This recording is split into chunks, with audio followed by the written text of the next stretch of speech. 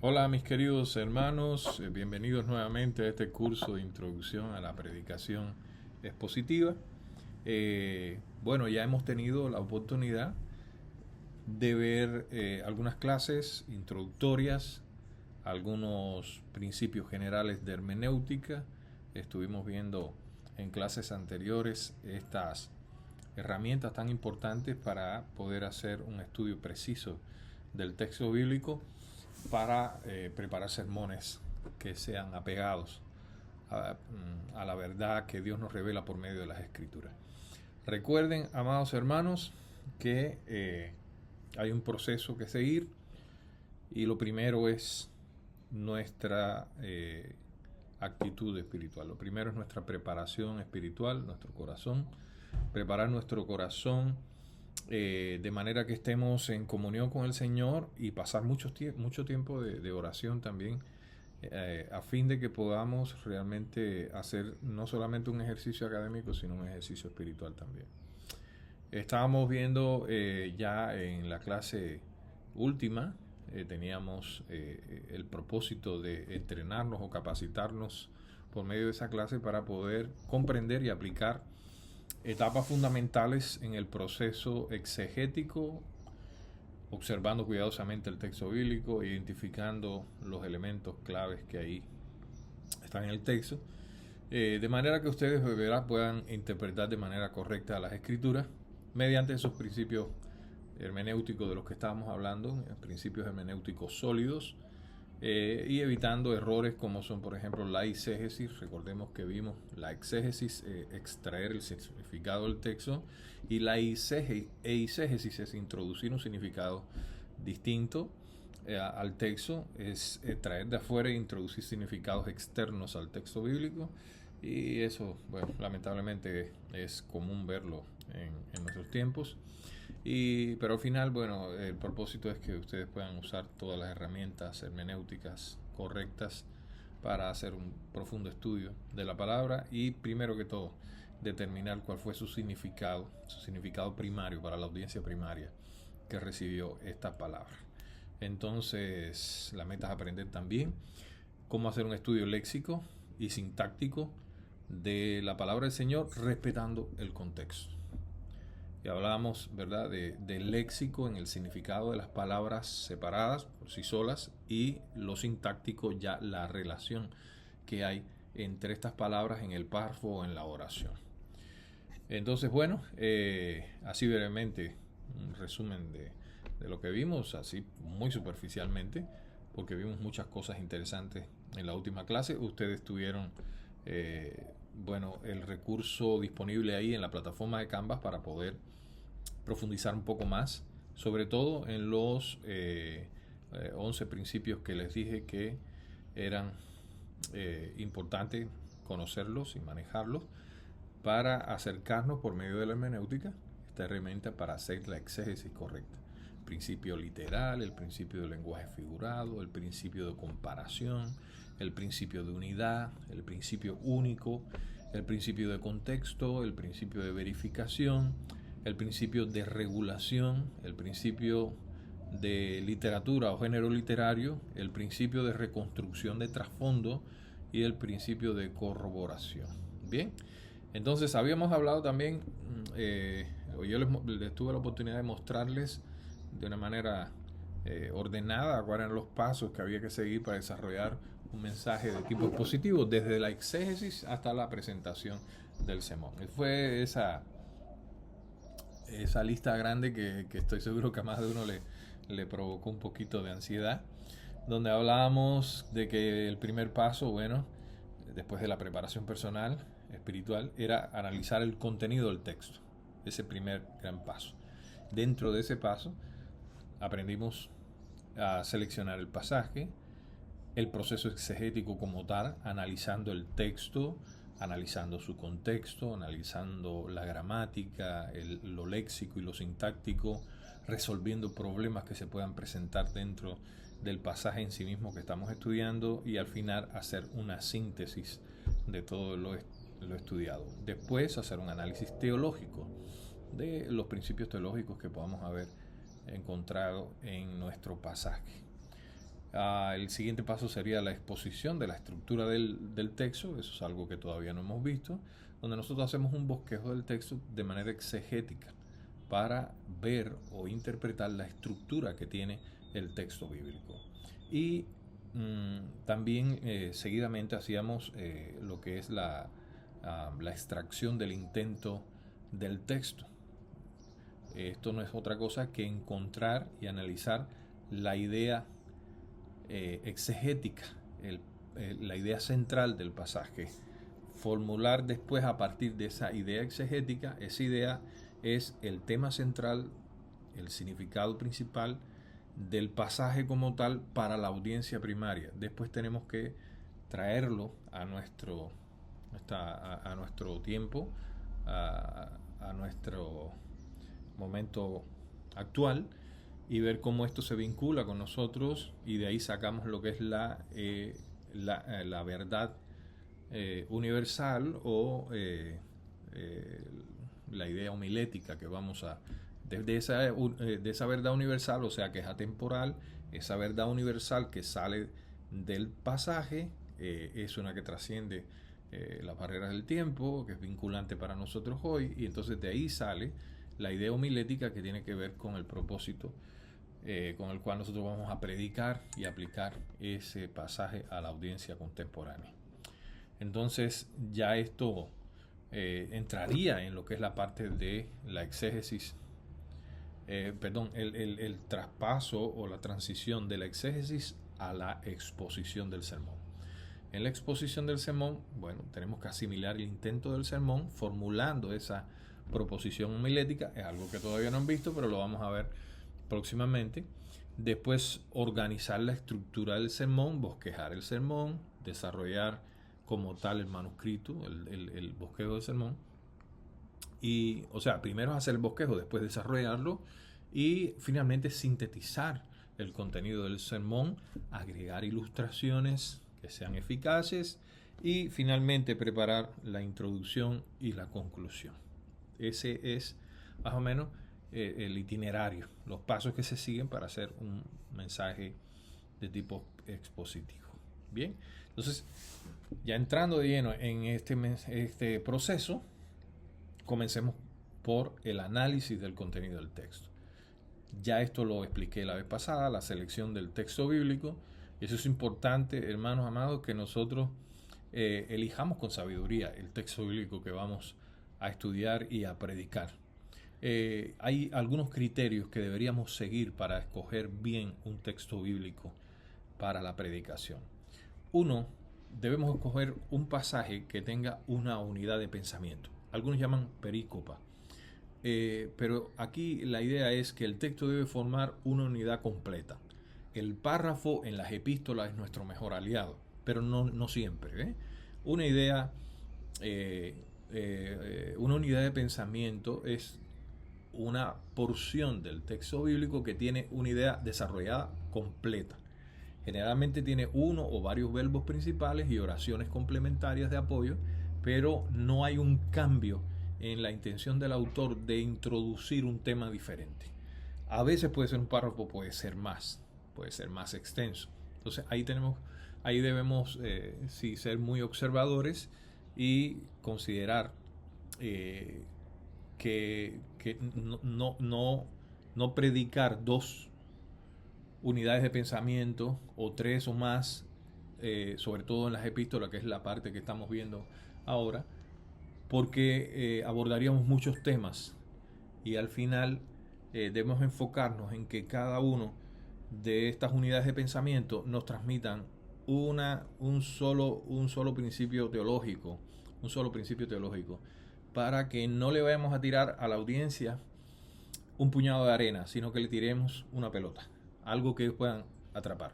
Si le tiramos muchas cosas, si eso es lo que pasaría si nosotros nos ponemos a predicar en un extenso fragmento de las escrituras donde hayan varias unidades de pensamiento, pues el sermón va a ser muy largo o vamos a tener que suprimir, explicar muchas cosas importantes de nuestro pasaje y vamos a terminar pues dando un sermón diluido o hablar de temas diferentes, lo cual puede distraer a la audiencia y ellos no se van a quedar con una idea central precisa y que transforme sus vidas. Podemos hablar de muchas cosas y al final ellos no llevarse nada. Entonces, es importante eso, ¿verdad? Predicar una unidad de pensamiento o perícopa. Otro principio que debemos manejar es, otro criterio que debemos tener en cuenta, es considerar lo importante que es la predicación secuencial de un libro completo de la Biblia. Una de las prácticas más fieles para la naturaleza es por la naturaleza. Una de las prácticas más fieles a la naturaleza de la escritura es la predicación consecutiva, libro por libro, capítulo por capítulo, párrafo por párrafo. Y eso es bueno, porque eso nos ayuda, hermanos, a ir tratando el texto en todo su contexto y evita que nosotros pues tengamos sesgos personales. La predicación secuencial de un libro es muy ventajosa, sobre todo porque tú puedes ver los pasajes, como les decía hace un rato, en todo su contexto. Además de eso, a veces hay temas que son difíciles de tratar y si nosotros nos preparamos así de manera aislada, una predicación aquí, una predicación allá, al final terminamos predicando casi siempre de lo que más nos gusta o lo que mejor conocemos. Entonces la predicación secuencial de todo un libro te permite predicar todo el consejo de la palabra del Señor. No pasa nada por alto, incluso esos versículos, esos pasajes que son complicados, que son difíciles, va a ser un desafío para ti como pastor, prepararte bien, estudiar esos pasajes y poderlos explicar a tu audiencia. Pero hay una ventaja que no es menos importante, que a veces vas a predicar un texto que definitivamente va a confrontar a algunos hermanos de la iglesia porque están en determinada situación o pecado que pudiera tú darte cuenta y conocer. Y sucede que a veces cuando predicamos así de manera aleatoria, algunos hermanos pueden decir, bueno, eso lo dijo por fulano, este es un mensaje con dedicatoria.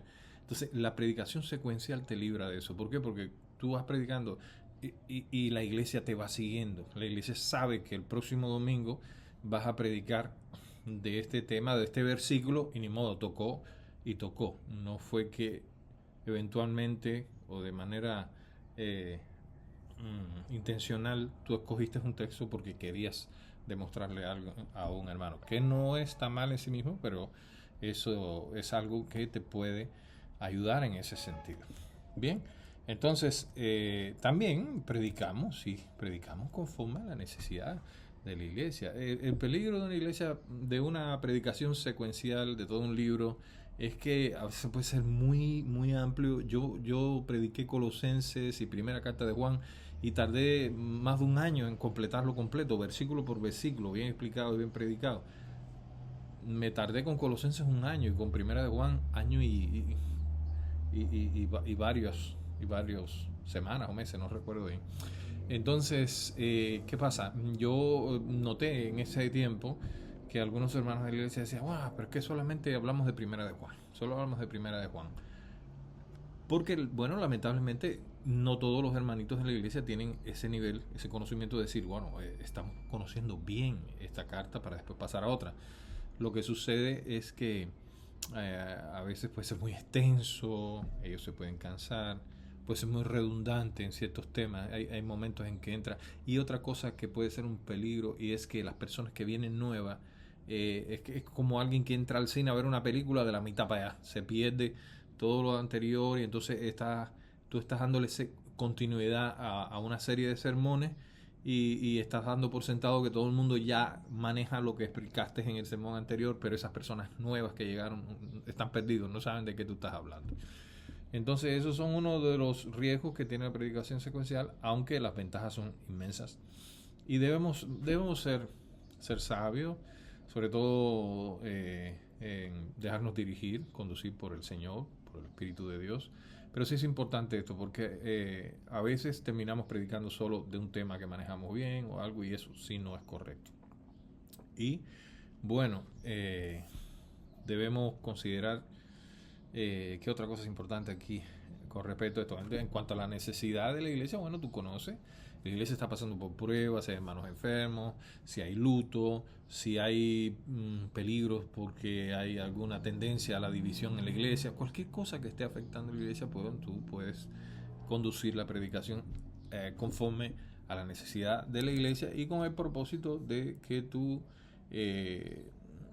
predicación sea formativa. Otro que tienes que considerar es el tiempo que tú tienes disponible. Yo en mi experiencia he visto que cuando entramos de lleno así en una iglesia que no está acostumbrada a la predicación expositiva, ellos se sienten disgustados por lo extenso de los sermones. El sermón expositivo generalmente toma bastante tiempo.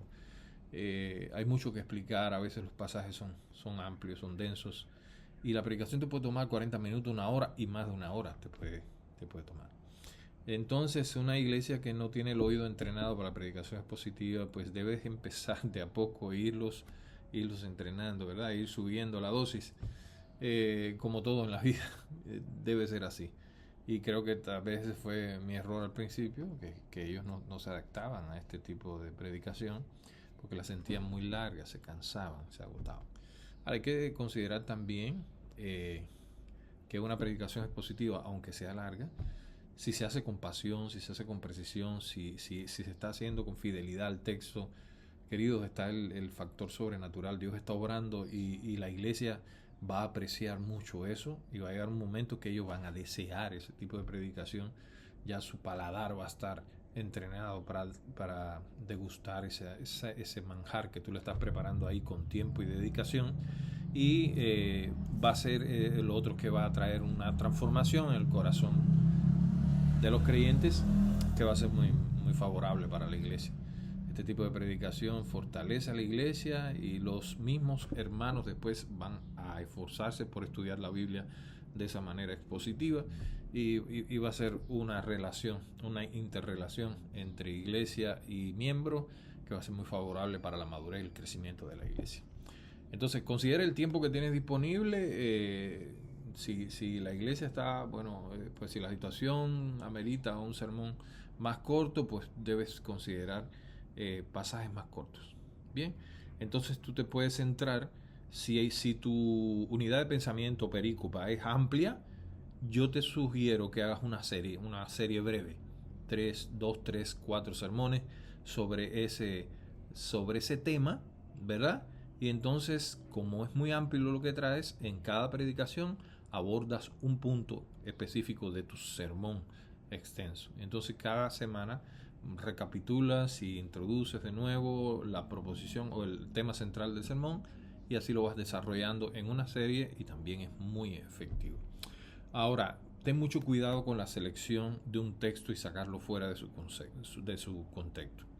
Si tú predicas de manera temática, no te gusta mucho la predicación así expositiva, y vas a predicar de manera temática, que la manera temática es seleccionar un tema teológico específico y fortalecerlo, explicarlo, apoyarlo con pasajes. A veces viajas por muchos lugares de las escrituras, pero siempre debe ser expositivo. Cada texto que tú vas a utilizar en tu sermón temático debes hacerlo un proceso expositivo. Por eso la predicación temática es más trabajosa, es más desafiante, pero suele ser muy útil y buena también.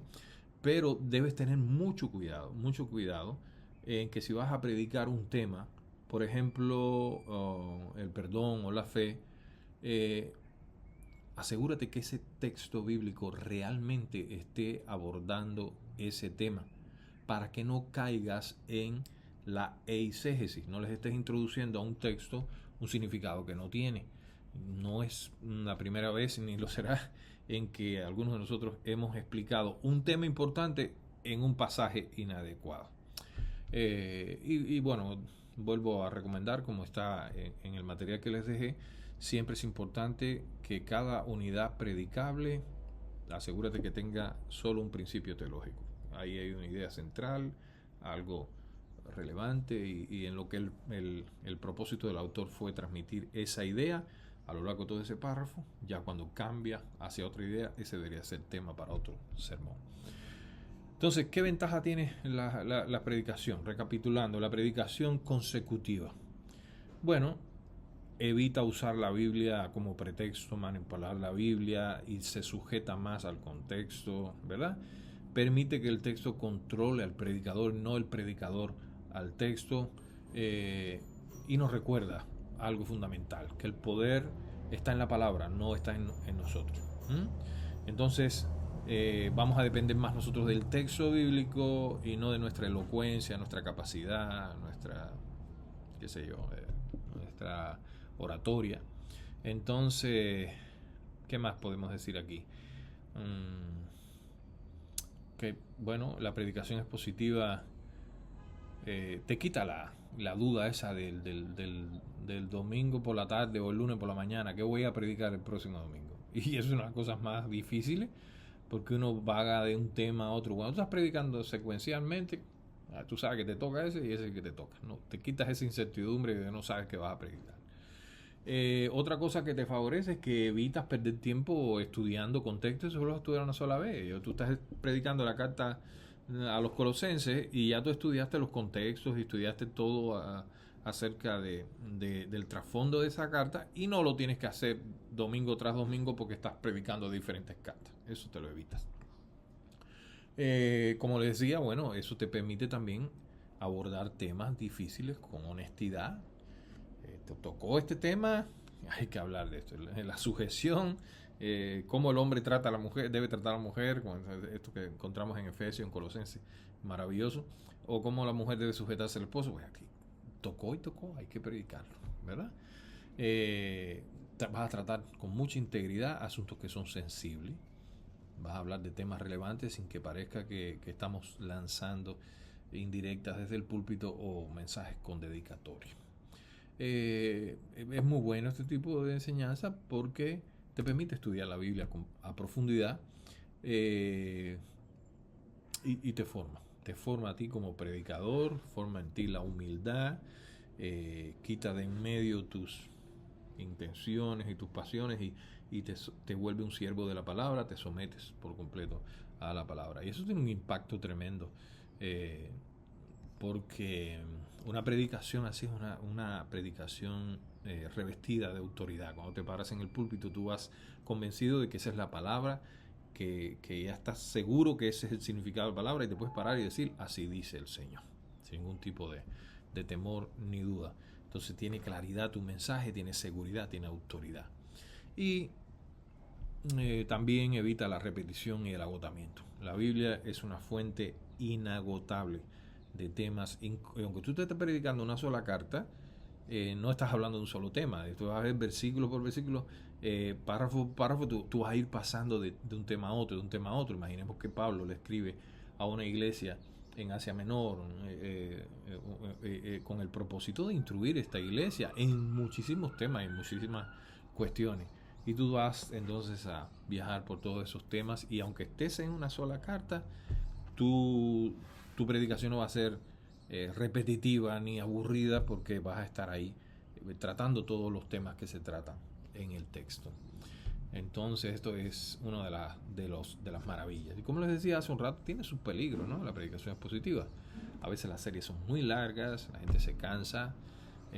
No todos los predicadores son tan elocuentes como para mantener un interés, así como lo hizo Martin Lloyd-Jones, que para predicar Romanos se pasó como 10 años predicando Romanos en la iglesia. Entonces no es fácil.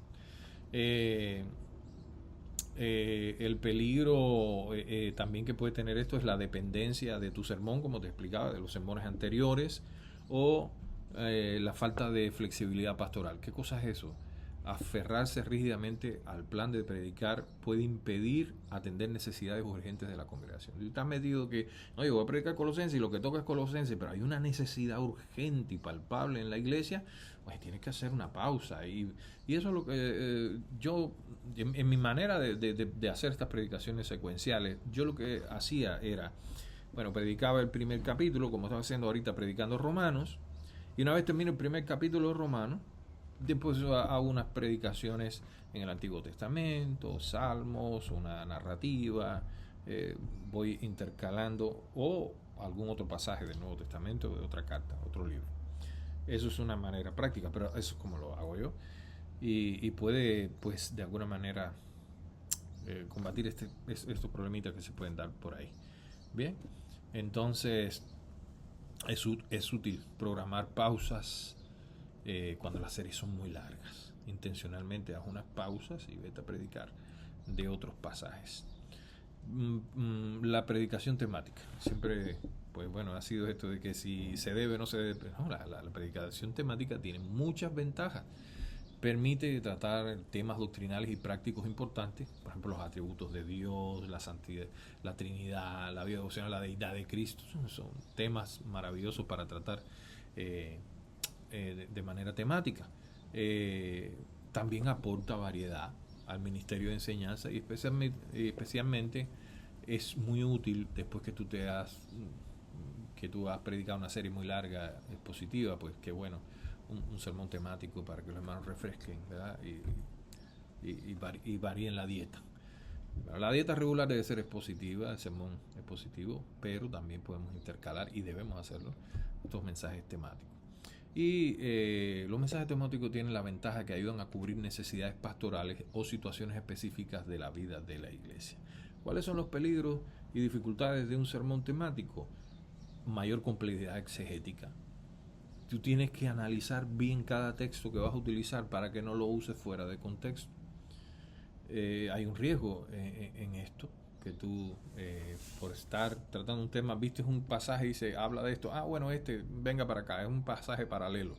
No, tiene que hacer un estudio contextual, gramatical, léxico, todo ese pasaje, para asegurarte que verdaderamente está hablando de lo que tú crees que habla.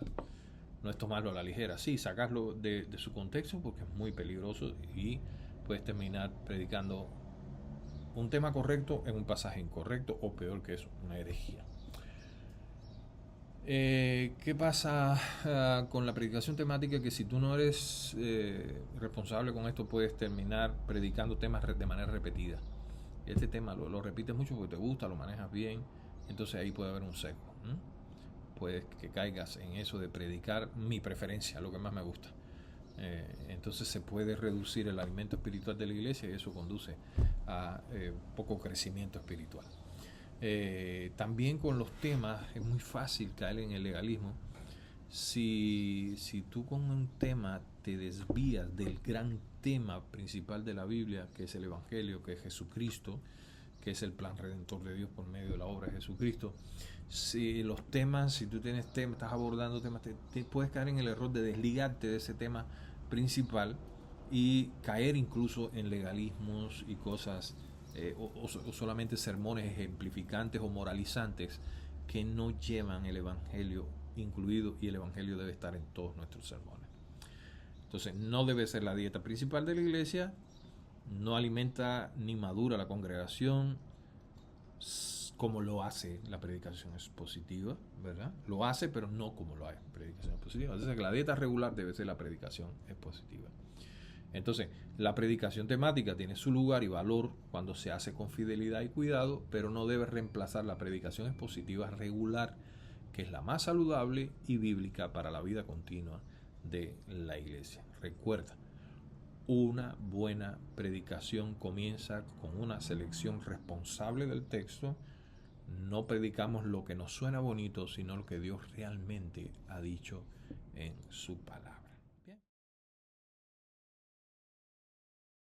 Bueno, sigamos adelante analizando el contenido del texto. Vamos a ver ahora el análisis contextual de nuestro pasaje.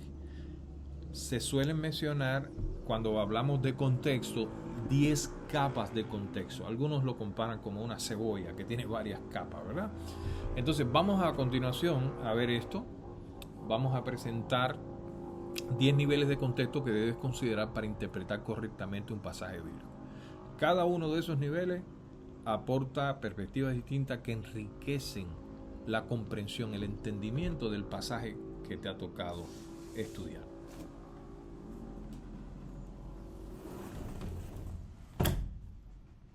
Muy bien. Primero, el contexto autor. ¿Qué cosa es el contexto del autor? Bueno, por medio del estudio de este contexto, y recuerden, ustedes tienen una guía para hacer el proyecto exegético, donde todo esto lo vamos a hacer en forma de preguntas, ¿verdad? en forma de preguntas. Ahí te voy a decir, bueno, quién es el autor de la carta, en qué situación estaba el autor de la carta, qué propósito buscaba al escribirle a este grupo de personas. Todo eso son contextos, ¿verdad? En qué situación estaban estas personas, qué problemáticas tenían, cuál era la cultura de esas personas. Todos esos son elementos que te van a ayudar muchísimo para interpretar el significado del pasaje, ¿verdad? Entonces, el contexto del autor analiza el estilo, vocabulario, propósito del autor humano que escribió el texto, reconociendo su trasfondo, circunstancias y audiencia original. Entonces, todo ese paquete va ahí. En la guía de exégesis tienes las preguntas que debes hacerle al texto acerca de su autor, quién era, en qué condiciones estaba, qué propósito buscaba, bueno, toda una serie de elementos que están ahí y usted los puede ver de manera práctica. También le sigue número 2 el contexto literario. El contexto literario tiene que ver con el tipo de género literario de tu pasaje. En este caso es epistolar, porque nosotros estamos viendo ahora la introducción a la predicación expositiva, nos estamos abordando solo el género epistolar, para en otras ocasiones después ver lo que es narrativa, lo que es poesía, lo que es profecía, así. Pero bueno, debes definir eso porque cada uno de esos géneros literarios tiene una manera de interpretación, hay elementos diferentes que se buscan. Entonces, el tipo de género literario afecta la manera en que nosotros vamos a interpretar el pasaje. No es lo mismo interpretar una carta donde buscamos más que todo en el párrafo, el verbo principal y demás, a la narrativa donde ya vemos las escenas y vemos el punto de vista del autor, es diferente, o en los salmos, ¿verdad? Donde nos enfocamos más que todo en el verso, vemos bueno, elementos, los paralelismos que son tan importantes en la poesía hebrea. Bueno, estas cosas las estudiaremos en su momento. Sigue el contexto histórico, gramatical y cultural. Perdón, el contexto histórico, geográfico, cultural. Gramatical no.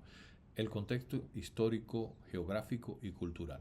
Ahí tú estudias el trasfondo histórico, en qué condiciones estaba Pablo, estaba preso o estaba en uno de sus viajes misioneros, o la audiencia venía de un trasfondo gentil, habían judíos allí, cuáles eran las amenazas que había. Todo eso es histórico, geográfico y cultural. ¿Dónde estaba ubicada? Por ejemplo, en el caso de, en las cartas de Pablo a los Corintios.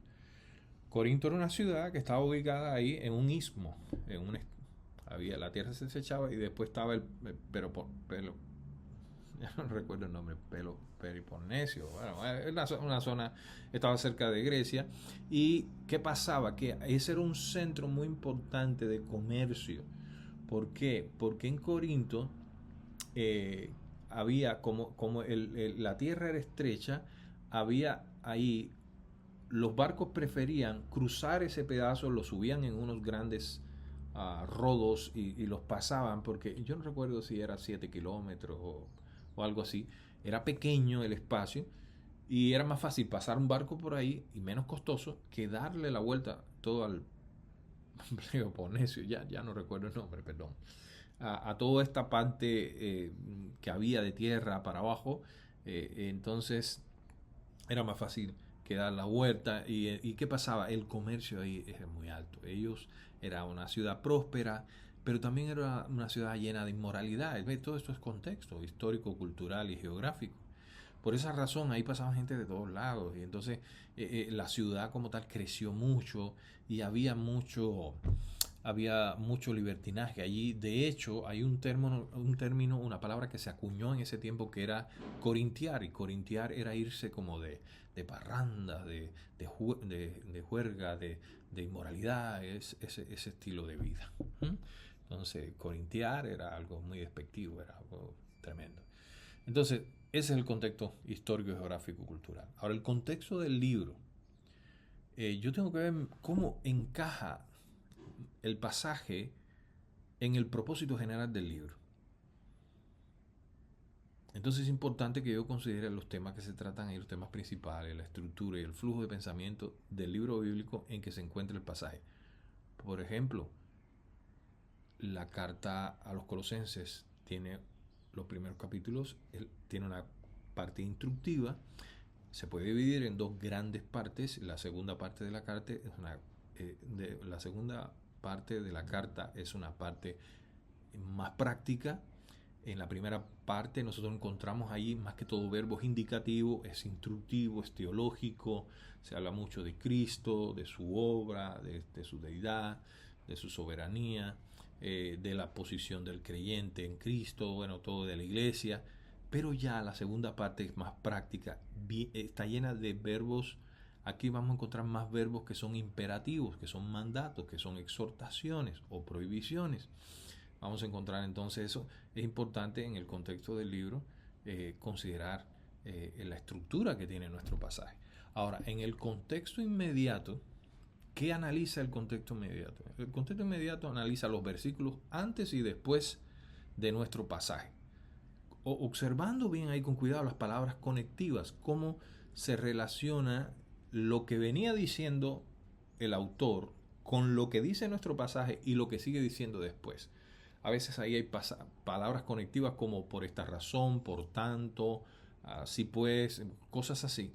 Este tipo de palabras nos ayudan a entender que nuestro texto es continuidad de algo que viene diciendo el autor antes. A veces es una explicación más profunda de un tema que ya comenzó en pasajes anteriores y es necesario estudiar todo ese contexto de nuestro pasaje. Cómo terminó el versículo anterior, de qué estaba hablando, cómo conecta con el pasaje que me toca estudiar en cuestión, cómo sigue después el curso del pensamiento del autor. Todo eso es contexto inmediato. Hay un contexto más amplio y es examinar cómo nuestro pasaje encaja en todo el capítulo. El capítulo tiene un enfoque principal, que elemento destaca de ese capítulo y cómo contribuye mi pasaje al argumento general que tiene el autor bíblico en ese capítulo. Cómo encaja este texto en el argumento general del autor bíblico. Cuando nosotros hacemos esa pregunta, ¿cómo encaja esto aquí con todo lo que viene hablando en este capítulo el apóstol Pablo? Estás tratando de leer el pasaje dentro del hilo conductor del libro bíblico. Es decir, no estás viendo el texto como un versículo suelto que flota en el aire, sino como parte de un todo, una pieza dentro de un rompecabezas. Esto que está diciendo Pablo aquí encaja perfectamente en la idea que él está transmitiendo. No sé, si te vas a Romanos y ves los primeros, el capítulo 3, y está demostrando que delante de Dios no hay quien pueda justificarse, mucho menos por las obras de la ley. Entonces está demostrando que tanto judíos como gentiles, todos están destituidos de la gloria de Dios y hay depravación total, nadie busca. Bueno, hay un tema que está abordando Pablo y ahora tú entiendes que el capítulo 3, versículo 1, encaja, o versículo del 1 al 8, encaja perfectamente en esta idea que él viene desarrollando, ¿verdad? Desde los versículos anteriores. Entonces ese es el contexto más amplio. A ver, por ejemplo, aquí tengo para ustedes en el material un ejemplo práctico. Si tú estás predicando, por ejemplo, Filipenses capítulo 2, versículo del 5 al 11. Ahí tú encuentras la kenosis, la humillación de Cristo, pero no basta con saber que Jesucristo se humilló a sí mismo. Necesitas ver de qué está hablando Pablo en la carta y por qué incluye esto que es como un himno cristológico aquí en esta sección de la carta. ¿Qué quiere lograr Pablo al decir lo que está diciendo? Y ahí descubres que el argumento general de Pablo es animar a los creyentes a tener el mismo sentir. Entonces Pablo está hablando de la unidad de la iglesia, ¿verdad? Y entra a hablar de la humillación de Cristo, la humildad de Cristo, que Él se humilló a sí mismo, que se despojó de su gloria primera, de su lugar a la diestra del Padre, y vino y habitó entre nosotros, y vivió como siervo. Todo esto, hermanos amados, encaja perfectamente en la intención del autor desde versículos anteriores, donde está orientando a los creyentes de Filipo a la unidad de la iglesia, porque había un peligro de división en la iglesia. Los cristianos necesitan saber cuán importante es que el pueblo de Dios se mantenga unido. ¿Cómo? En un mismo sentir. Esto está hablando de la unidad, del amor y todas estas cuestiones, y ahí entra. Entonces ese texto bíblico es el corazón de la exhortación de Pablo a la unidad de los demás. Hay en ustedes este mismo sentir que hubo en Cristo. No se crean ustedes mayores que otros y más importantes. Cristo mismo nos da el ejemplo. Él, siendo igual a Dios, no tomó esto como cosa que aferrarse, sino que se despojó a sí mismo y vino y habitó entre nosotros y habitó como siervo. Todo, estoy parafraseando el pasaje, pero todo eso encaja perfectamente, porque si no, tú te estás perdiendo la idea general que el autor está transmitiendo y no vas a poder transmitir eso de manera fiel a la congregación. El contexto más amplio es importante porque nos ayuda a evitar dos errores comunes: predicar verdades ciertas pero fuera de lugar, como por ejemplo predicar sobre la divinidad de Cristo en un texto que lo que enfatiza es su humildad como modelo. O el otro error es forzar aplicaciones que no fluyen del propósito original del autor, como usar el texto para hablar de Navidad o apologética cuando Pablo lo usa para hablar de relaciones en la iglesia. A veces estamos hablando de un tema específico y nos vamos y escogemos cualquier cosa que se nos parezca y la forzamos a un significado que no tiene. Bien, entonces el siguiente contexto es el contexto gramatical. Y esto el contexto gramatical es ahí donde tú estudias las palabras como tal. La forma verbal es tan importante. Si un verbo está en voz pasiva, está en voz activa, eso aporta muchísimo significado teológico. Entonces nosotros debemos tomar nuestro pasaje, extraer ahí las palabras principales, los verbos, el verbo principal, conjugarlos y bueno, a ver en qué tiempo está, en qué voz está, en qué modo está. Esto es un subjuntivo, es un indicativo o es un imperativo. El subjuntivo te habla de la esfera del deseo, de lo realizable, del anhelo, pero el imperativo, el imperativo nos habla más de órdenes, pero el indicativo habla del modo de la realidad. Entonces, estos son elementos que debemos observar en las palabras, en los verbos sobre todo, y nos aporta mucha riqueza. Un verbo que está en voz pasiva, un perfecto, encontrar un verbo perfecto en voz pasiva nos habla de una acción que se cometió, que se realizó en el pasado, pero está con efecto o con resultados en el presente del autor. Tiene efectos que perduran en el tiempo. Y si es en voz pasiva, es el sujeto es el que recibe la acción de manera pasiva, como por ejemplo la salvación. Muchas veces esto viene en verbos pasivos que nos indican que esa salvación ha sido algo que Dios ha operado en nosotros sin que nosotros tomemos participación. Pero si es una voz media, porque si vamos al griego vamos a encontrar verbos que están en voz medio pasiva o voz pasiva o voz activa, donde es el sujeto el que toma la acción, el que ejerce la acción de la oración. Eso es importantísimo. Pero cuando tú vas ya al estudio de la palabra como tal, te vas a dar cuenta que una palabra puede ser usada con un propósito en un pasaje, pero en otro propósito puede tener otro significado, la misma palabra.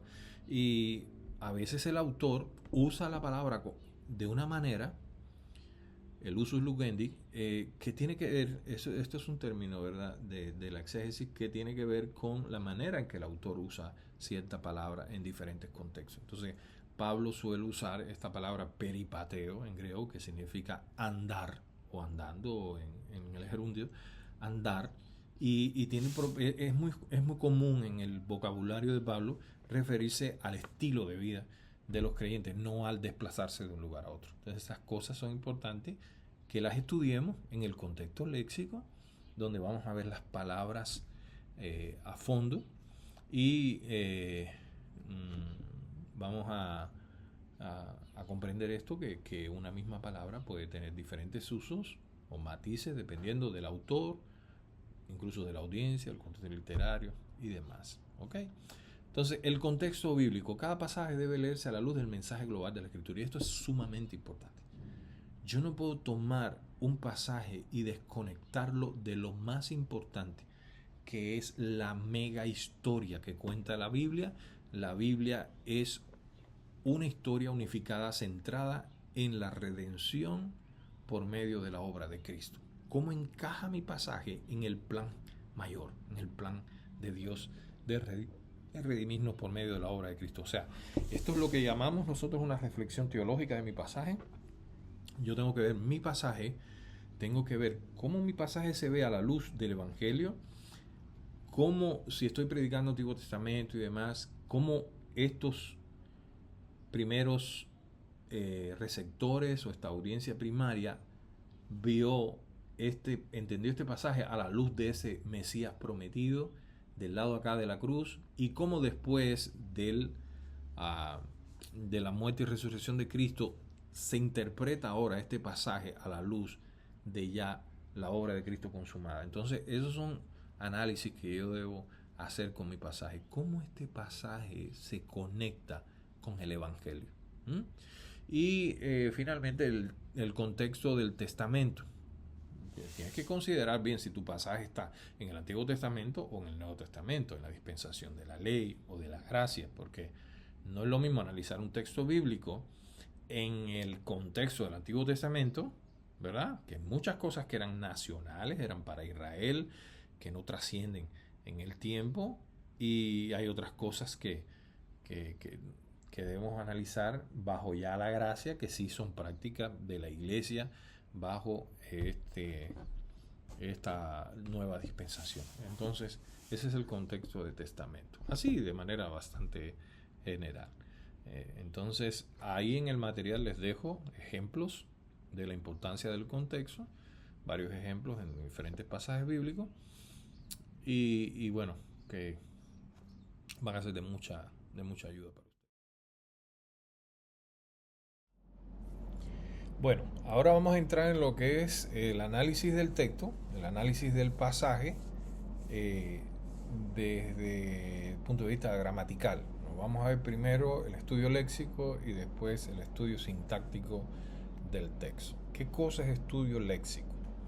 O también es llamado principio de análisis de palabras clave. Este estudio léxico busca determinar con precisión el significado de una palabra dentro de su contexto. O sea, es el estudio de la palabra en su significado original del tiempo del autor bíblico. Por eso en este momento debemos usar recursos, obviamente, pero nunca diccionario de la Real Academia de la Lengua Española. Nunca ese diccionario. ¿Por qué? Porque ese es un diccionario dinámico que va cambiando en la medida que el lenguaje, que la lengua española va cambiando. Y lo que te va a proporcionar son el significado de la palabra en el uso actual, en el uso de nuestro contexto. Pero necesitamos saber cómo esa palabra, el significado de esa palabra, pero en el tiempo del autor. Incluso cómo lo utiliza el autor, porque hay palabras, vamos a ver palabras, hermanos, que tienen diferentes significados y que diferentes autores bíblicos lo usan de diferentes maneras. Entonces, ese análisis es fundamental para evitar interpretaciones erróneas y asegurarnos de una comprensión fiel del texto bíblico. ¿Cómo entonces hacemos ese estudio léxico para encontrar el significado de la palabra? Bueno, tenemos que analizar ciertos factores que influyen en el significado de la palabra. Esto lo estudia una parte de una asignatura que se llama lexicología. Bueno, primero la etimología, que es el origen de las palabras y su evolución con el tiempo. Vamos a darnos cuenta que hay muchas palabras que tienen que se forman a partir de otras palabras, se fusionan, y cómo a lo largo del tiempo van cambiando. El uso común, cómo es que esa palabra se usaba por el autor y por otros autores. Los sinónimos y antónimos, cómo se utiliza la palabra, cómo se utilizan palabras similares y opuestas. En este punto, aunque lo ideal sería que el intérprete, el exégeta bíblico, maneje idiomas, ¿verdad? Ya sea hebreo o griego, pues muchos de nosotros no tenemos ese conocimiento amplio del griego, aunque nos estamos preparando, pero todavía no tenemos ese conocimiento amplio. Pero sí vale la pena siempre ir al griego a buscar esa palabra. ¿Qué palabra es la que se está utilizando? Y hacer un estudio del significado de esa palabra. desde el término griego primario y ver cómo esa palabra es usada en determinado contexto, ya sea gramatical o de cualquier otro tipo. Entonces, ¿cómo nosotros debemos documentar el estudio léxico? Obviamente no es de todas las palabras, no agarrar su texto, su párrafo o su porción bíblica y palabra por palabra, porque a veces hay muchos artículos, conjunciones que son importantes. Definitivamente las conjunciones, los artículos, todo eso es importante. Pero nos vamos a centrar más que todo en aquellas palabras relevantes, aquellas palabras que se repiten mucho, muy importante, repetición de palabras, porque ahí puede estar la idea central del pasaje. Nos vamos a enfocar mucho en los verbos, ¿verdad? En el análisis de los verbos y de las palabras conectivas, ni palabras raras, palabras que no o habíamos escuchado, o palabras que el mismo autor le da relevancia. Entonces, así como identificamos esas palabras clave, porque ciertamente hay algunas palabras que son más significantes en el pasaje que otras. Esas palabras clave, el autor bíblico les presta una atención especial y nosotros obviamente no podemos pasarlo por alto.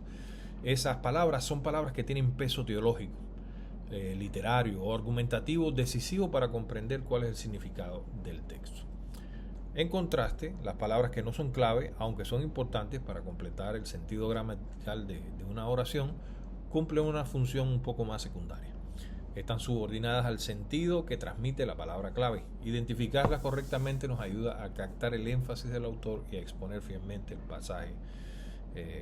mensaje del pasaje. Entonces, ¿cómo vamos a reconocer esas palabras claves? Bueno, las podemos determinar de la siguiente manera. Por su frecuencia en el pasaje, se repiten, como les dije al principio. La dependencia semántica de otras palabras con respecto a ellas. Vamos a ver en el griego que hay muchas palabras que se derivan de otras. Entonces debemos observar esos detalles. No sé si pudiera a mi mente viniera un evangelio, viniera un ejemplo.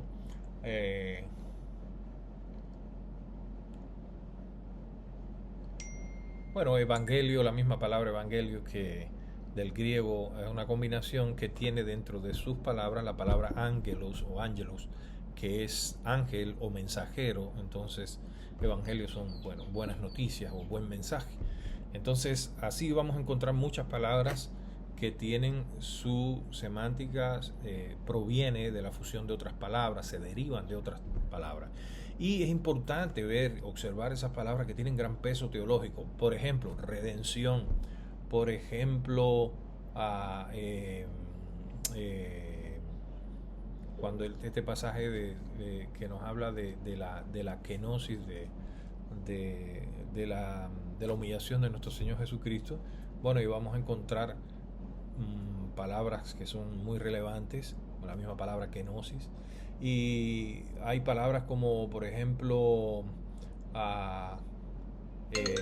comprar o liberar, son palabras que tienen un uso muy fuerte, teológicamente hablando, en salvación, redención, no sé, pudiera poner un montón de ejemplos, pero bueno, son palabras que definitivamente tienen nexos muy fuertes con el Evangelio, son palabras que tienen un gran peso teológico. Entonces, debemos prestar atención a las palabras que son poco conocidas. Yo recuerdo hace años que cuando llegué y me encontré con aquella palabra neófito, yo ni por cerca sabía lo que significaba eso. Libación, imagínense cuando nos dice que Cristo se entregó así en el sacrificio como libación, o cuando Pablo dice que ya él estaba presto o preparado para ofrecerse en libación por la causa de Cristo. Pues uno dice, ¿qué es eso? Entonces tiene que ir a un estudio de esa palabra para entender que esto proviene de la parte ceremonial en el tabernáculo o en el templo. Tenía que ver con el derramamiento de la sangre encima del altar, o no recuerdo bien ahorita exactamente, pero tenía que ver con el ceremonial de sacrificio más que todo. Entonces debemos entender esas palabras, buscar los significados para comprender qué es la idea que está transmitiendo el autor bíblico. Así debemos fijarnos mucho en esas palabras que son desconocidas, esas palabras que son raras, porque si nosotros tenemos dudas, la audiencia, nuestros hermanos van a tener dudas también. Entonces, lo que tenemos que hacer es leer el texto muchas veces, repetidamente, con despacio, haciendo pausa, observando palabra por palabra, la manera en que están puestas las palabras. Cuando en el idioma griego las palabras se colocan al principio, que casi siempre se respeta mucho en las traducciones, eso es para darle un énfasis. Entonces esto es relevante, debemos prestar atención. Entonces debemos estudiar fuertemente todas estas palabras.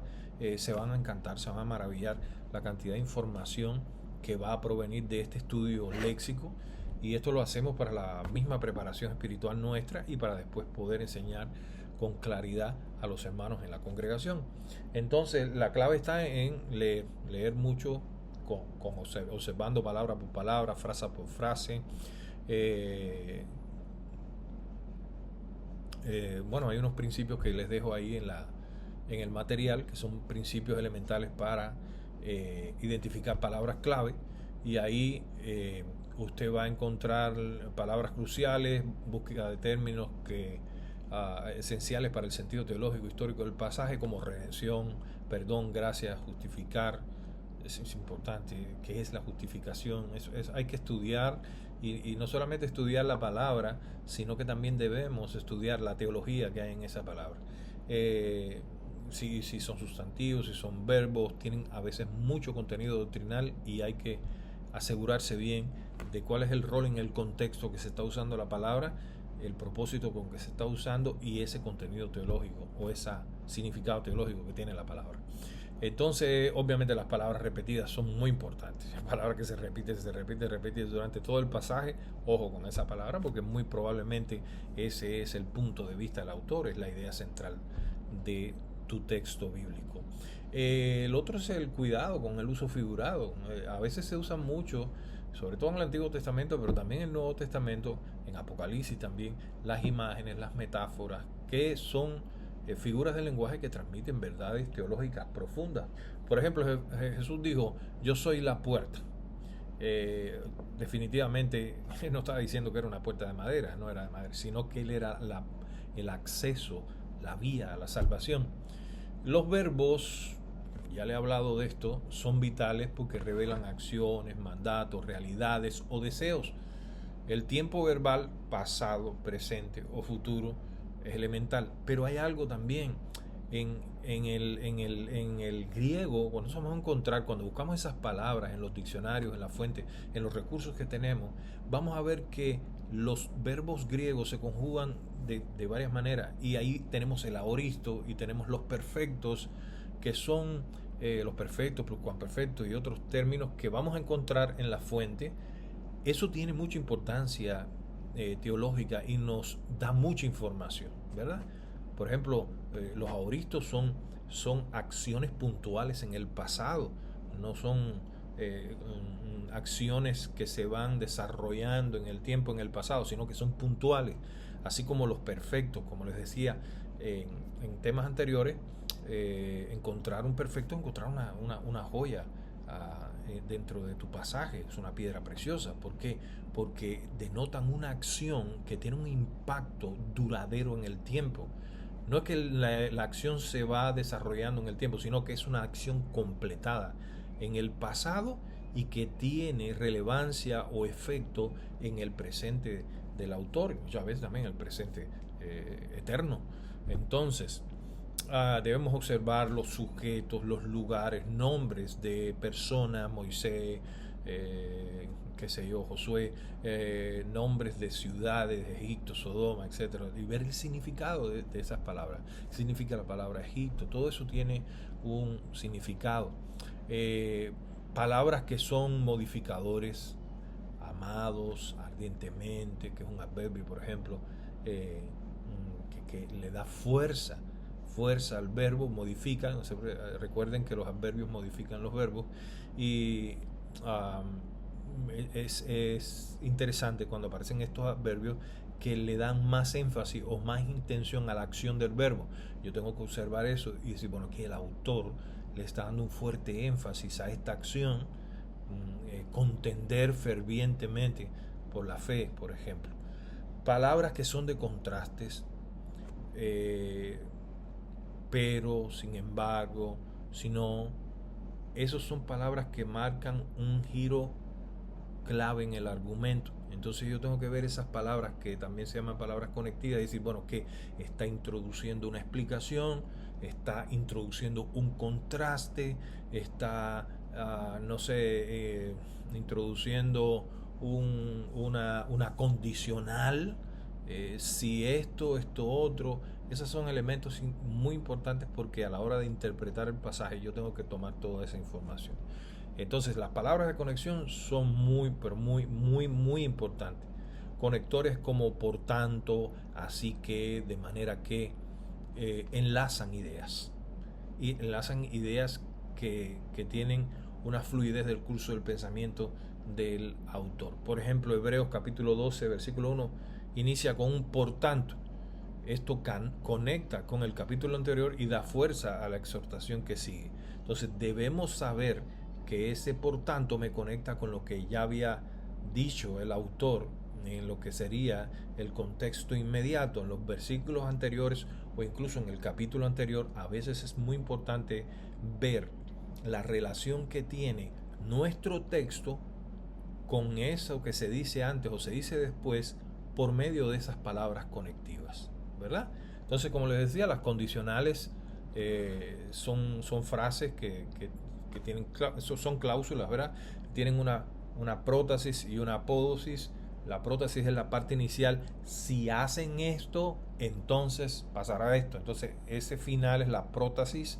Y eso, bueno, se lo digo por conocimiento general, pero ustedes lo que deben es identificar que hay cláusulas que son condicionales.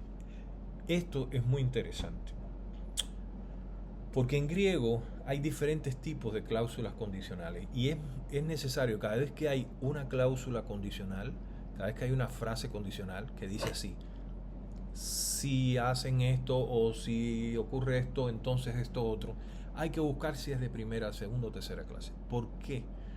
Porque dependiendo de eso se va a interpretar si la prótesis, o sea, lo primero que se está diciendo, es un hecho afirmativo y real dado por sentado. Un ejemplo: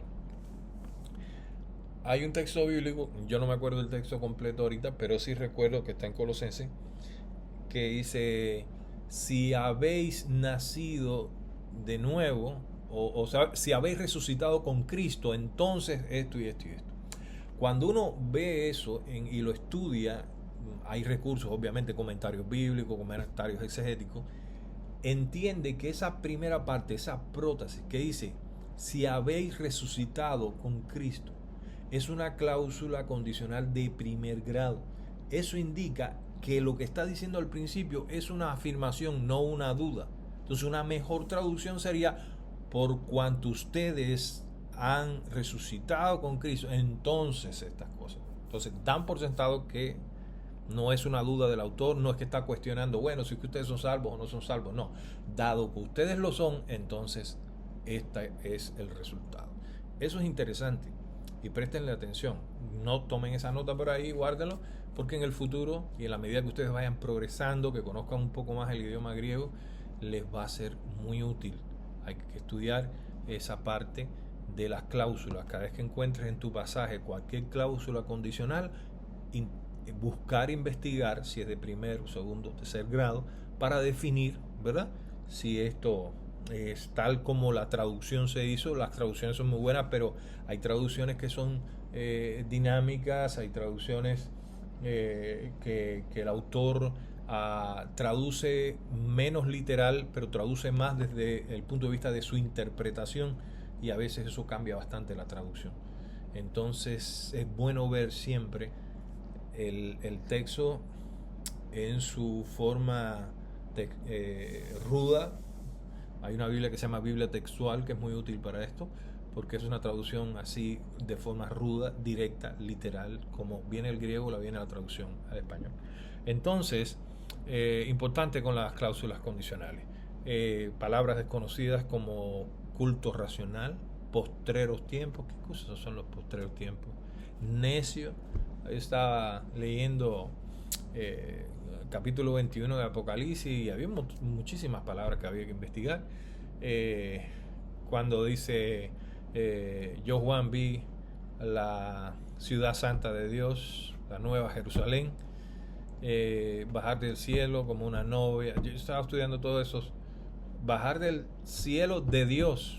Interesantísimo, porque cuando usted ve esa estructura gramatical se da cuenta de que no está diciendo que el cielo es de Dios, está diciendo, obviamente que lo es, pero está diciendo, ella proviene del cielo y viene de parte de Dios. Eso se ve muy bien en el idioma griego, pero también el español nos ayuda porque ahí en nuestras traducciones hay una coma, ¿sí? Que viene del cielo y después dice coma de Dios. Pero ahí hay palabras interesantes, porque la nueva Jerusalén, ¿por qué es nueva? ¿Cuál es la palabra que utiliza para identificar nuevo? Ese adjetivo hay que investigarlo, a ver si tiene otros usos. Nuevo, ¿en qué sentido? En que, bueno, hay que buscarle información. Eso no es que tú vayas a predicar todo ese material, pero tú te estás enriqueciendo con todo ese material, y cuando prepares tu sermón, muchas de estas cosas te van a ser muy útiles para explicar lo que significa el texto. ¿Qué significa? ¿Qué es la Nueva Jerusalén? ¿Qué significa eso? Sabemos que Jerusalén es una ciudad en Palestina, en Medio Oriente. Entonces, ¿qué significa ahora cuando dice vi bajar a la Nueva Jerusalén? Es importante investigarlo. Palabras entonces desconocidas hay que buscar. ¿A qué le llama el Señor en su palabra necio? ¿Qué es el hombre necio? ¿Qué es el nombre necio? Entonces hay que ver el uso que tiene en el idioma como tal. Entonces, estas palabras clave se utilizan. ¿Cómo se estudian?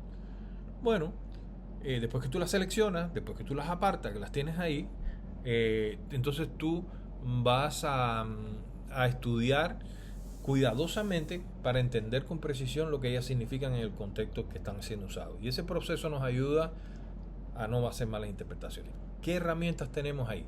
Concordancias, diccionarios léxicos, sobre todo diccionarios léxicos, diccionarios bíblicos enciclopédicos, libros de estudio de palabra, comentarios bíblicos, diccionarios teológicos. Nos pueden dar mucha aportación acerca de las palabras.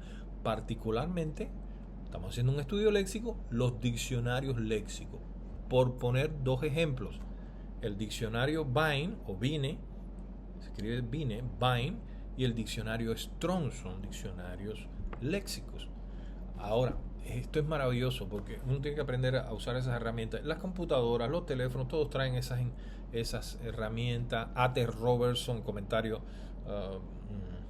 exegético del Nuevo Testamento de A.T. Robertson, es maravilloso. Y hay muchos más. Hay muchos más que se pueden consultar. Swanson, por ejemplo, es uno muy bueno, un diccionario léxico también. Tugi es un diccionario léxico también. Esto está en los recursos. Después yo les puedo explicar cómo los pueden usar a través del teléfono o la computadora. Vas a encontrar, por ejemplo, si buscas una palabra, necio, por ejemplo, pero vas a ver que necio en el idioma griego o en el hebreo tiene una cantidad de usos increíble. Pero te vas a dar cuenta que estos diccionarios siempre van poniendo el pasaje bíblico en el cual se traducen de esa manera o se usan de esa manera. Hasta que llegues a tu pasaje, busca siempre tu pasaje. Porque para tu estudio, sí, es bueno que tú sepas que eso se traduce de muchísimas maneras, pero tú tienes que enfatizar en este lugar. La mejor traducción para esta palabra es, o el mejor uso, el uso que le da el autor en este pasaje es este. Hombre sin entendimiento, hombre sin conocimiento, hombre, no sé, habría que hacer el estudio. Pero esa es la idea, usar todos estos recursos, ¿verdad? Para poder identificar el significado léxico de las palabras. Eso es maravilloso, hermano, maravilloso. Es poco trabajoso porque uno tiene que revisar mucho, pero vale la pena. Uno se va a instruir muchísimo en la palabra, va a aprender muchísimas cosas. Dicho sea de paso, Hay un libro que se llama Usos y Costumbres en los tiempos bíblicos, vale la pena leerlo también, porque vamos a ver ciertas prácticas y cuestiones que se describen en la Biblia, por ejemplo, bodas, fiestas de diferentes tipos, que transacciones económicas, que sería bueno saber cómo se hacían en los tiempos bíblicos. Y ese libro es muy bueno, aunque los comentarios bíblicos te aportan también información. Entonces, si vamos a resumirlo así, ¿cuáles serían los pasos para realizar un estudio léxico detallado? Definimos la palabra, analizamos esas palabras, las tomamos y vamos a hacerle a esa palabra todo el estudio acerca de su significado, cómo la usa el autor y todo eso a través de los recursos que tenemos, ¿verdad? Recuerden los contextos. Debemos ver esa palabra si se repite en nuestro pasaje, con qué sentido se usa en otros lugares, si es con el mismo sentido o con un sentido diferente.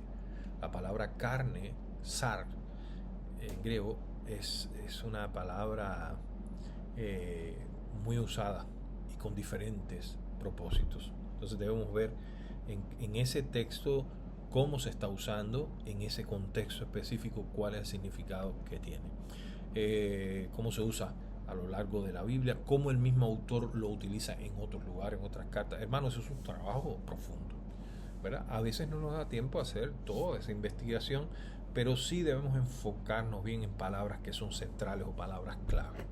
Bien, entonces hay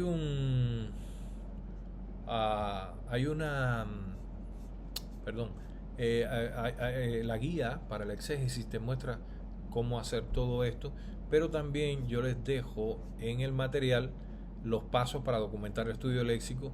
Entonces ahí usted tiene una pequeña guía donde usted solamente va llenando los espacios. Texto bíblico, aquí es bueno poner la palabra, en este caso en griego, la palabra en griego, y la transliteración.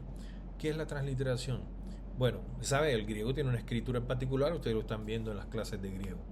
Pero también la transliteración es decir esa misma palabra o escribir esa misma palabra pero con letras al español, de manera que sea entendible. Bueno, entonces tú puedes poner la palabra en griego, ¿verdad? Escrita con los grafemas griegos, y a la par, entre paréntesis, le pones la transliteración de manera que puedas leer o la pueda entender cualquier persona.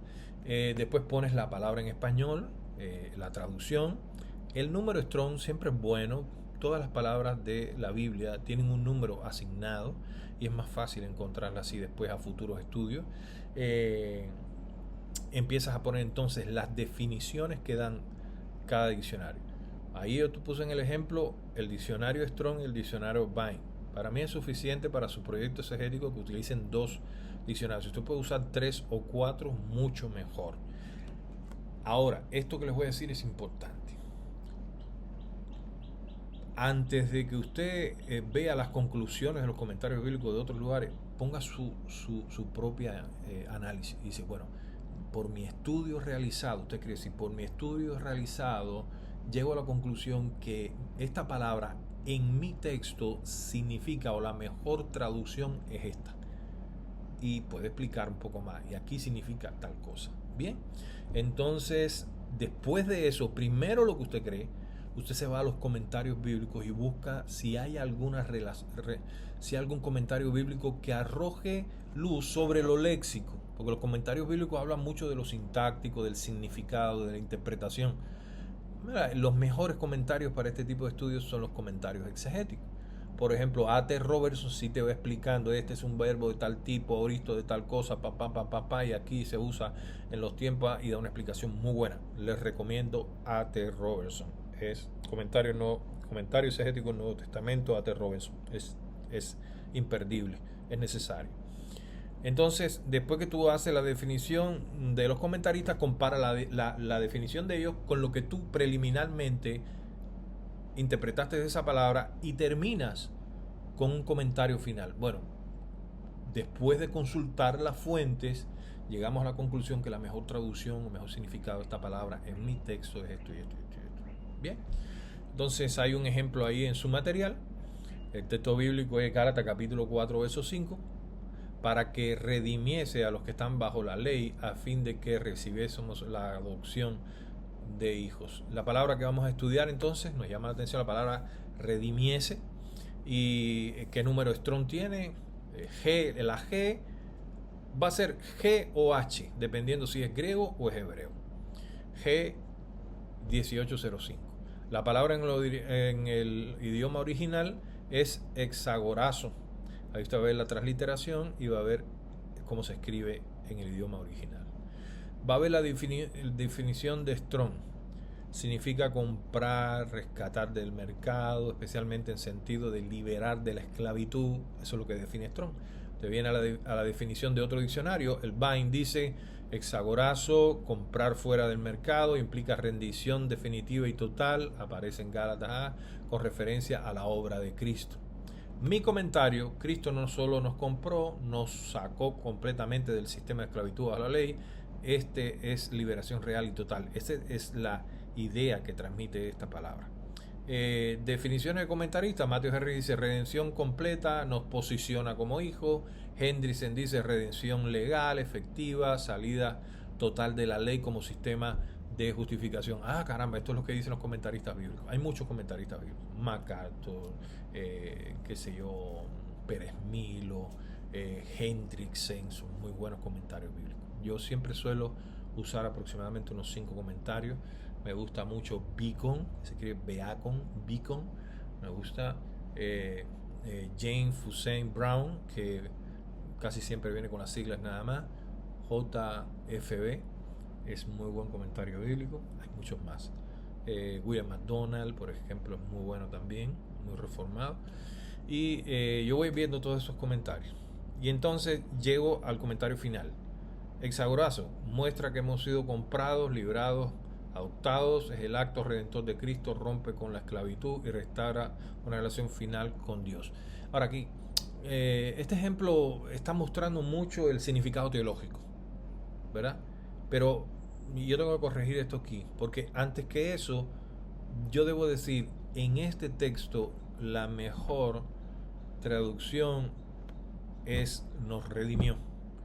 Y después explicar teológicamente lo que es. No, esto significa que pero siempre falta agregar eso ahí en el estudio.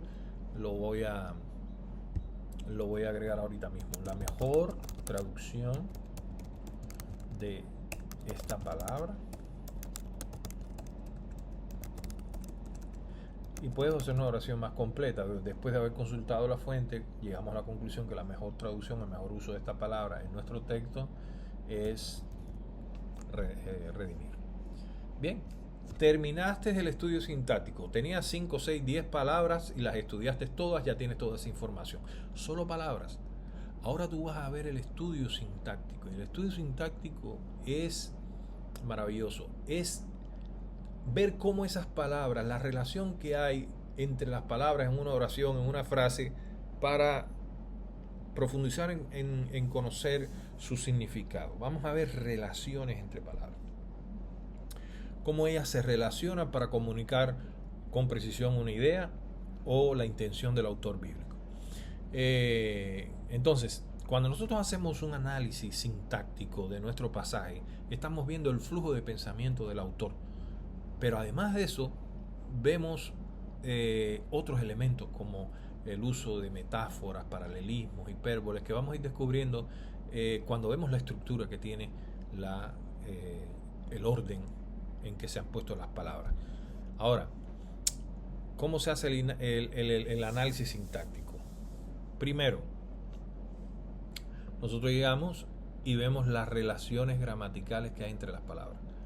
Observa visualmente cómo se conectan las palabras en el texto. Cada cláusula, cada frase, cada oración debe relacionarse de forma lógica y coherente dentro de la estructura gramatical general del pasaje. Hay frases a veces que van precedidas de una conjunción o de una preposición o de cualquier otra palabra conectiva, como ya hemos explicado. Esto es muy importante para ver la sintaxis, las palabras conectivas. Marca el texto, identifica los verbos, los sujetos, los complementos. Esto es elemental. Si tú tienes una oración en tu pasaje, la primera oración, obviamente vas a tener una oración, pero esa oración tú tienes que identificar cuál es el sujeto de esa oración. A veces está implícito, a veces no está ahí. Tú lo marcas o lo defines de qué está hablando, de quién es el que ejecuta esta acción. Vas a ver el predicado de esa oración, y como vieron en gramática española, ustedes van a ver ahí los complementos. Este es el complemento directo, este es el complemento circunstancial, este es el complemento indirecto. Todo eso es importante a la hora de examinar la parte sintáctica. Conectores, complementos, verbos, en qué tiempo, en qué modo, en qué voz están esos verbos, definir bien los sujetos. Eso es importantísimo. Yo les dejo ahí una tablita con las reglas para identificar el verbo principal, porque de todo ese análisis sintáctico ustedes tienen que hacer un énfasis, y esto yo quisiera explicárselo más personalmente en clase, cómo ustedes van a identificar en su pasaje el verbo principal o los verbos principales, porque puede ser más de uno. Esos verbos principales son elementales porque generalmente nos proveen la idea central del texto que estamos estudiando, generalmente. Ok, entonces, elementos para identificar un verbo principal. El verbo principal siempre es un verbo en forma personal. Es un verbo que se puede conjugar. Los verbos personales se pueden conjugar primera, segunda y tercera persona, del singular o del plural. Siempre debe tener persona, número, modo, tiempo y aspecto. Esas son las características o los accidentes del verbo. Hoy se usa otro término, ya no se usa eso de accidentes gramaticales, se usa, ya no recuerdo, pero eso no importa. Lo importante es, hermanos, que usted tiene que ver siempre en el verbo estos aspectos. Primero, no es un verbo impersonal. ¿Cuáles son los verbos impersonales? Infinitivos, participios, gerundios. Esos verbos no aplican como verbos principales. Un verbo principal no puede estar precedido por un nexo que lo subordine. Si hay una palabra que introduce una oración subordinada y ese verbo está en esa oración subordinada, ya no es verbo principal.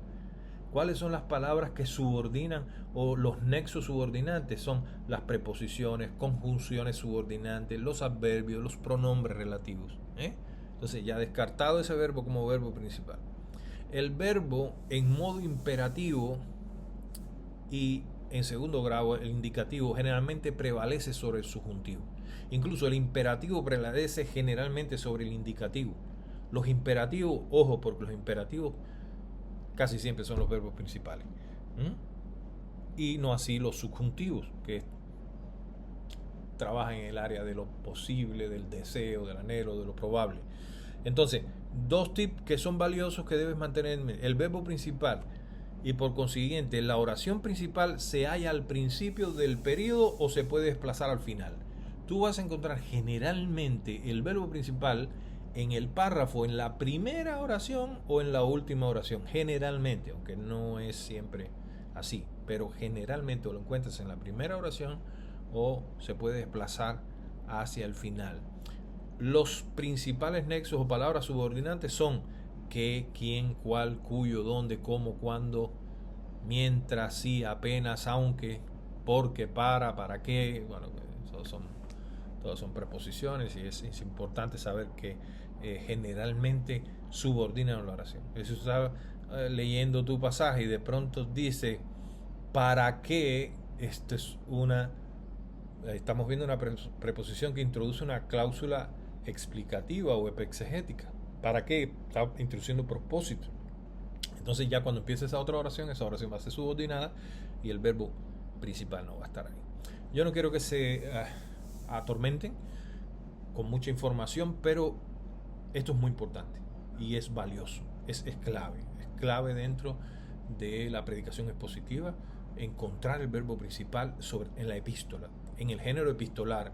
Si es otro género, no aplica así, no le va a estar buscando el verbo principal ni a los evangelios, ni a la narrativa del Antiguo Testamento, y mucho menos a la poesía, a los salmos, ¿no? Ahí no va a buscar verbo principal, ahí se buscan otras cosas. Pero ahora, por motivos del estudio, por demandas del curso, nos enfocamos en la epístola, y la epístola siempre nos enfocamos en el párrafo o en la unidad de pensamiento más que en el párrafo. Unidad de pensamiento, y ahí buscamos ese verbo principal.